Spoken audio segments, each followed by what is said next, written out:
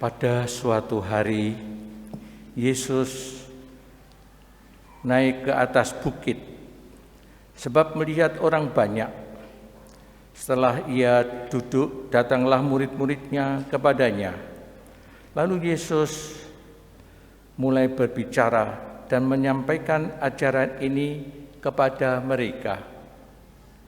Berbahagialah orang yang miskin di hadapan Allah, karena merekalah yang empunya kerajaan surga.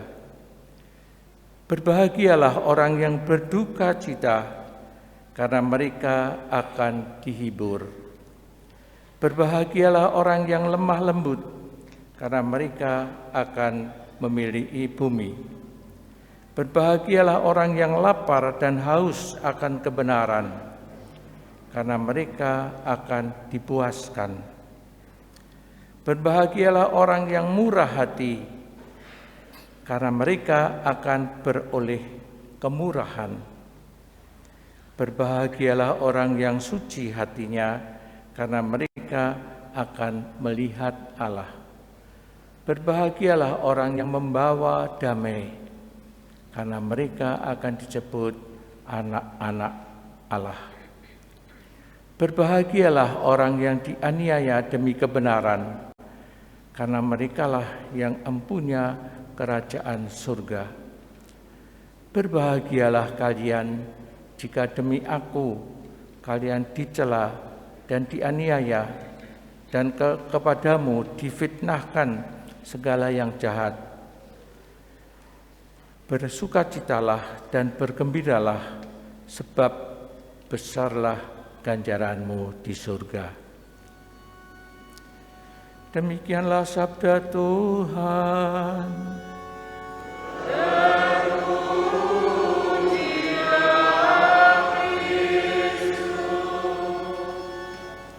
Bapak dan saudara-saudari semua yang terkasih, ketika Yesus setelah mewartakan pertobatan, bertobatlah karena kerajaan Allah sudah dekat.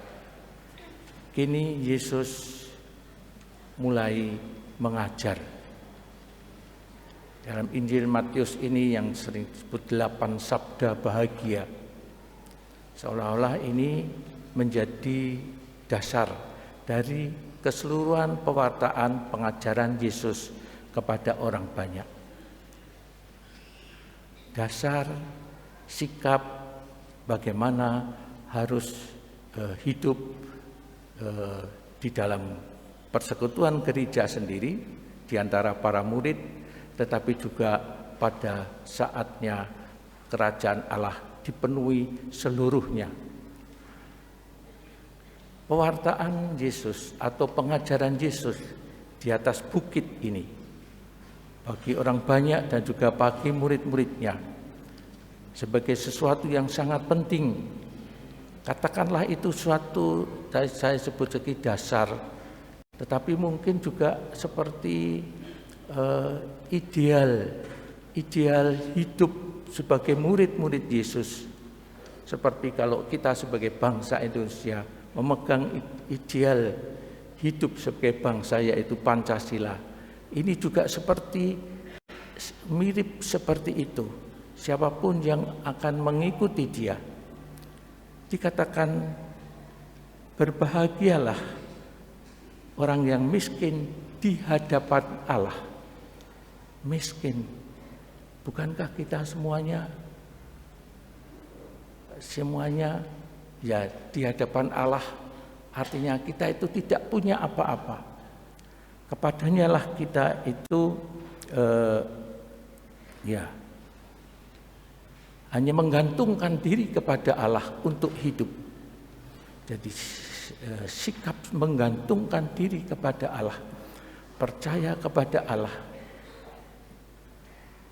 bukan di dalam arti miskin ya, seolah-olah ini sesuatu yang berlawanan dengan sekarang mengentaskan kemiskinan. Tidak.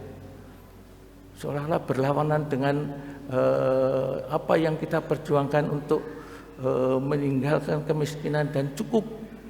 Seolah-olah berlawanan dengan kekayaan Yang boleh dikatakan berbahagia orang yang kaya, tapi Yesus tidak mengatakan demikian. Berbahagialah yang miskin di hadapan Allah. Tidak di hadapan manusia, tapi di hadapan Allah. Kita semuanya hidup tergantung kepadanya, pada kebaikan dari Allah. Sikap batin kita di hadapan Allah, semuanya tergantung kepada Tuhan. Karena itu kita juga ingin menjadi kaya di dalam Allah. Kaya dalam arti hidup rohani kita, batin kita. Juga dikatakan berbahagialah yang berduka cita. Aneh. Kenapa dikatakan oleh Yesus berbahagialah orang yang berduka cita? Bukankah baik berbahagialah orang yang bersukaria, tapi dikatakan yang berduka cita. Berduka cita karena mereka akan dihibur. Berduka cita. Tidak ada di antara kita yang tidak mengalami satu duka cita, tetapi di hadapan Allah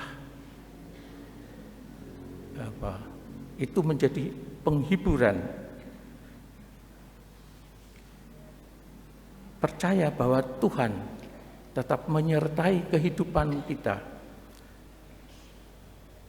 Dan itulah kesadaran orang meskipun berduka cita, dia di hadapan Allah, dia mendapatkan penghiburan.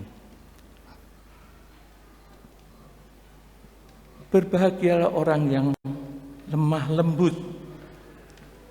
Lemah lembut. Tidak dengan kekerasan, tidak dengan kekerasan. Lemah lembut yang tidak dengan kasar, kekerasan. Ini sikap-sikap yang harus ditanamkan di dalam hati para pendengar pengajaran Yesus. Karena mereka akan memiliki bumi. Berbahagialah orang yang lapar dan haus akan kebenaran. Orang yang mencari kebenaran, yang haus mencari kebenaran, yang hidup lurus, yang hidup tidak tidak lurus ataupun tidak bengkok-bengkok, tetapi hidup di dalam kebenaran. Karena mereka akan dipuaskan.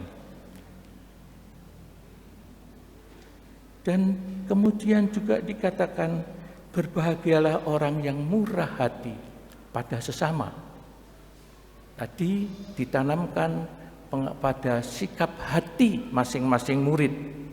Sekarang bagaimana sikap pada orang lain, yaitu murah hati. Bahkan juga suci, berbahagialah orang yang suci hatinya. Berbahagialah orang yang murah hati, yang yang penuh kasih, yang penuh kerahiman kepada orang lain. Sebagaimana Yesus sendiri sebenarnya juga wujud kemurahan hati Allah yang hidup di tengah-tengah kita. Dan berbahagia orang yang suci hatinya, yang suci hatinya, karena mereka akan melihat Allah. Yang suci hatinya, artinya juga yang berpikir lurus, berpikir bening, berpikir jernih, yang hatinya jernih. Tidak selalu itu dihubungkan dengan yang kotor, dengan pikiran-pikiran kotor ataupun hidup yang kotor, tapi tidak, pikiran yang jernih, hidup yang jernih, yang suci hatinya, yang berpikir lurus, yang murah hati kepada orang lain, tetapi juga berpikir baik dengan sesama. akan melihat Allah. Berbahagialah orang yang membawa damai. Jadi kepada sesama juga membawa damai. Membawa damai, membawa kedamaian hidup dengan sesama. Karena mereka akan disebut anak-anak Allah. Kita ditantang untuk selalu membawa damai, membawa kemurahan hati, kesucian hati kepada orang lain. Dan kemudian juga dikatakan sebagai, katakanlah ini jaminan Yesus sendiri. Orang-orang yang melaksanakan, yang menghidupi spirit seperti itu, berbahagialah orang yang dianiaya demi kebenaran. Kalau mengalami penganiayaan, tidak usah khawatir, karena merekalah yang empunya kerajaan surga. Di dalam gereja banyak martir, orang yang memberikan kesaksian kebenaran, kesaksian hidup Yesus, dan dia mengalami dianiaya, mengalami sampai kematiannya, sampai hidupnya dikorbankan. Pada dia dikatakan berbahagialah orang yang dianiaya demi kebenaran, karena merekalah yang empunya kerajaan surga. Juga orang yang mengalami penderitaan. Berbahagia kalian jika demi aku kalian dicela, dianiaya, dan kepadamu difitnahkan segala yang jahat. Dikatakan berbahagialah. Dan bahkan kemudian yang terakhir diberikan satu jaminan, bersukacitalah dan bergembiralah, sebab besarlah ganjaranmu di surga. Ini semacam piagam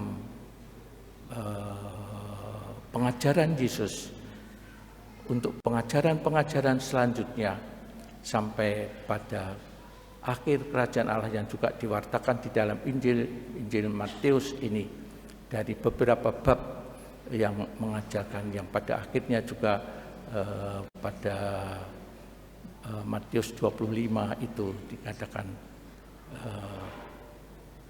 menjadi akhir pengajarannya untuk murid-muridnya, yaitu siapa yang mengasihi Allah, mengasihi Yesus, itu di dalam mereka akan mendapatkan kebahagiaan di surga.